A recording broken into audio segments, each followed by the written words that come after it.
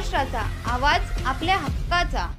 नवा आवाज Maharashtra news channel मध्ये आपले स्वागत आहे। तर पाहूया आजच्या महत्त्वाच्या काही घडामोडी। अंबरनाथमध्ये एका टेम्पो चालकाने दुचाकीवर जात असलेल्या मुलीला धडक देत चिरडल्याची घटना घडली आहे।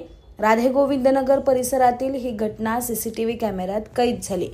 अंबरनाथच्या मोतीराम पार्क परिसरात राहणारी 19 वर्षीय हर्षदा दगडे ही दुचाकीवरून घरी येत असताना राधे गोविंदनगरकडून मोतीराम पार्ककडे जाणाऱ्या तीव्र उतारावर तिच्या मागून आलेल्या एका टेम्पोने तिला थेट चिरडत काही अंतरावर नेलं।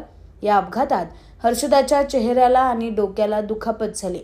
या अपघातानंतर स्थानिकांनी लगेचच तिथे धाव घेत हर्षदाला जवळच्या सिटी हॉस्पिटलमध्ये उपचारासाठी दाखल केलं। या घटनेनंतर शिवाजीनगर पोलिसांनी घटनास्थळी धाव घेत टेम्पो चालकाला ताब्यात घेतले। अपघाताची ही संपूर्ण घटना सीसीटीव्ही कॅमेऱ्यात कैद झाली। बातम्या पाहण्यासाठी चॅनलला सबस्क्राइब करा, बेल आयकॉनवर क्लिक करा आणि रहा सतत अपडेट।